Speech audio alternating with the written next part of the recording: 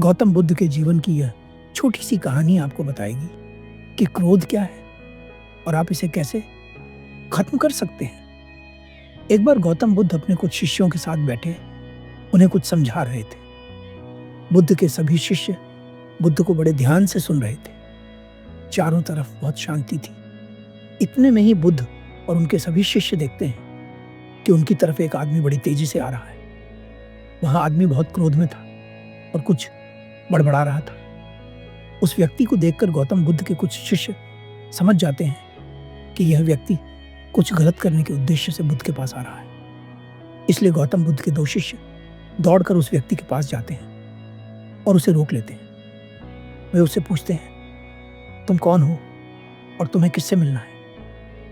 वह व्यक्ति गौतम बुद्ध के शिष्यों से कहता है, मेरे मार्ग से हट जाओ, आज मैं इस बू। शिष्य उसकी बात सुनकर हट जाते हैं और वह व्यक्ति बुद्ध के पास आकर खड़ा हो जाता है। जैसे ही वह व्यक्ति बुद्ध के पास पहुंचता है, वह बुद्ध को गालियां देना शुरू कर देता है। बुद्ध उसकी गालियां सुनते रहते हैं, परंतु उसे कोई उत्तर नहीं देते। बहुत देर तक लगातार गालियां देने के बाद भी जब बुद्ध शांत रहते हैं, तो उस व्यक्ति का क्रोध और बढ़ जाता है। गुस्से में वह व्यक्ति बुद्ध के ऊपर थूक देता है। बुद्ध एक कपड़ा उठाते हैं और उस थूक को पोंछ लेते हैं। ये देखकर गौतम बुद्ध के सभी भिक्षु क्रोध से भर जाते हैं, परंतु बिना बुद्ध की अनुमति के वे कुछ नहीं कहते। वह व्यक्ति दोबारा बुद्ध के ऊपर थूकता है। बुद्ध फिर से कपड़ा उठाते हैं और उस थूक को साफ कर लेते हैं। फिर मुस्कुराकर उस व्यक्ति से कहते हैं, मित्र, क्या तुम कुछ और कहना चाहते हो? जैसे ही वह व्यक्ति बुद्ध का यह प्रश्न सुनता है, वह भीतर तक हिल जाता है।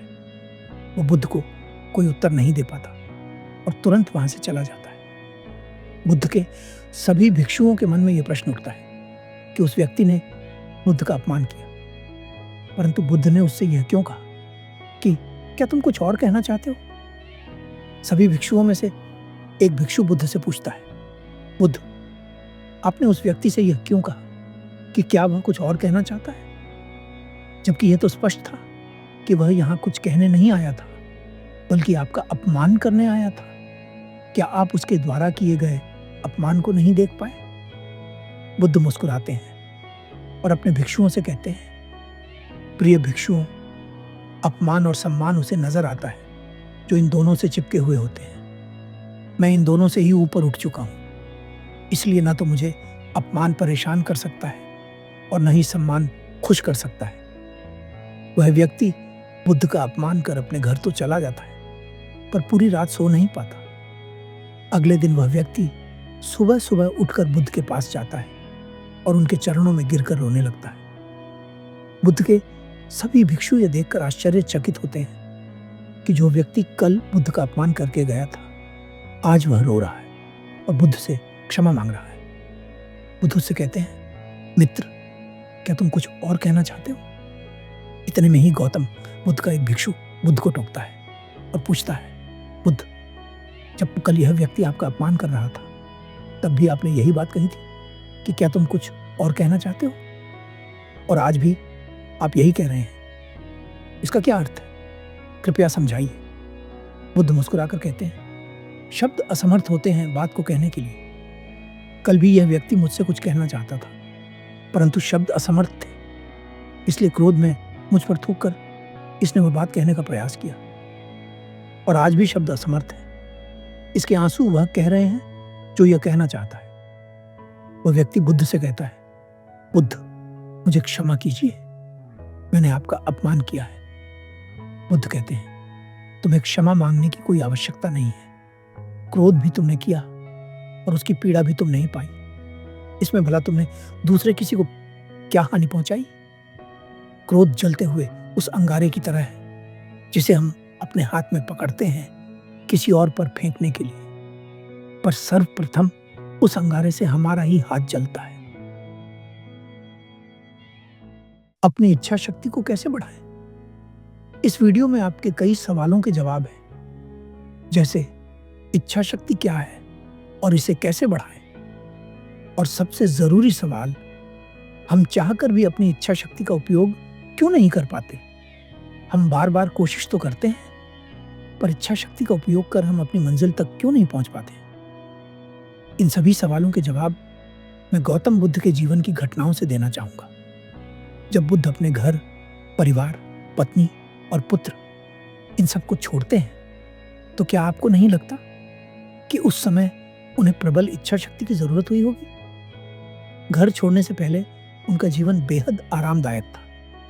वे हमेशा कोमल घास पर चलते थे, पर अब घर छोड़ने के बाद उन्हें सूखी लकड़ियों और कांटों पर चलना पड़ रहा था। क्या आपको नहीं लगता कि उन्हें प्रबल इच्छा शक्ति की जरूरत थी? कई वर्षों तक कठोर तप करने के बाद भी उन्हें कुछ प्राप्त नहीं हुआ। जिसने जो बता दिया वह किया। किसी ने कह दिया, यदि परम ज्ञान पाना चाहते हो तो अपने शरीर को सुखाओ, गलाओ, इसकी सभी वासनाओं को खत्म करो। बुद्ध सत्य को पाने के लिए इतने उत्सुक थे कि उन्होंने किसी के द्वारा कही गई सभी बातें मान ली। उन्होंने अपने शरीर को इतना कमजोर कर लिया कि वे ठीक से चल भी नहीं पाते थे, पर इतना कुछ करने के बाद भी उन्हें कुछ भी हासिल ना हुआ। फिर किसी ने समझाया कि यदि शरीर ही न रहेगा तो परम सत्य को जानेगा कौन? बुद्ध को बात समझ आई और उन्होंने भोजन करना शुरू किया। क्या आपको नहीं लगता कि बुद्ध को यह सब करने के लिए बहुत सारी इच्छा शक्ति की जरूरत पड़ी होगी? 6 से भी ज्यादा वर्ष हो गए थे बुद्ध सत्य की तलाश में इधर उधर भटक रहे थे, पर अभी तक परम ज्ञान को नहीं पाया था। फिर बुद्ध एक वृक्ष के नीचे बैठे और खुद से संकल्प लिया, या तो मृत्यु को प्राप्त हो जाऊंगा या परम ज्ञान को पालूंगा। फिर कुछ ऐसा हुआ जिसकी खोज में बुद्ध कई वर्षों तक भटक रहे थे। बुद्ध की संकल्प शक्ति के सामने, बुद्ध की इच्छा शक्ति के सामने सभी चीजें छोटी पड़ जाती हैं और घटना घट जाती है। हो जाता है वह जिसके लिए सब कुछ त्यागा गया। क्या आपको लगता है कि यह सब बिना प्रबल इच्छा शक्ति के संभव था? अब सबसे बड़ा सवाल यह है कि बुद्ध ने अपनी इच्छा शक्ति को कब और कैसे बढ़ाया? आप पूछते हैं कि हम अपनी इच्छा शक्ति को कैसे बढ़ाएं? नहीं, यह सवाल गलत है। इच्छा शक्ति ना तो बढ़ाई जा सकती है और ना ही जबरदस्ती इसका उपयोग किया जा सकता है, क्योंकि यह तो हर मनुष्य के भीतर उतनी ही है जितनी बुद्ध या किसी और परम ज्ञानी के भीतर है। अब सवाल यह उठता है कि अगर सभी के भीतर समान इच्छा शक्ति है तो हम इसका उपयोग क्यों नहीं कर पाते? इसका उत्तर है हमारी नजर का कमजोर होना। हम जानकर भी अनजान बने रहना चाहते हैं, इसलिए हम अपनी इच्छा शक्ति का उपयोग नहीं कर पाते। बुद्ध ने जब यह देख लिया कि बुढ़ापा, बीमारियां और मृत्यु मेरे जीवन में भी आएंगी, तो बस बात खत्म हो गई। उन्होंने ले लिया फैसला, निकल पड़े खोज पर। अब कोई विकल्प ना था कि यह करूं या वह। बस एक ही उद्देश्य था, मिल जाए वह सत्य। सोचिए, हमारे जन्म का दिन तो तय है, पर हमारी मृत्यु का दिन तय नहीं। तो क्या आपको लगता है कि जो आप दिल से करना चाहते हैं उसे करने में आप थोड़ी भी देर करेंगे? पर सबसे बड़ी समस्या तो यह है कि हम जानते तो हैं कि हमारी मृत्यु कभी भी हो सकती है, पर भीतर से इस बात को मानते नहीं। हम कहीं ना कहीं अपने आप को अमर समझ बैठे हैं, जिसके कारण हम क्रोध, लालच और दूसरों से घृणा जैसे कामों में अपना कीमती समय बर्बाद करते हैं। इस वीडियो का टाइटल था इच्छा शक्ति को कैसे बढ़ाएं। इसी टाइटल के कारण आप इस वीडियो में यहां तक पहुंचे हैं। अगर मैं शुरुआत में ही साफ साफ बता देता तो आप सुनना ही पसंद नहीं करते, क्योंकि यह हमारी आदतों के विपरीत है।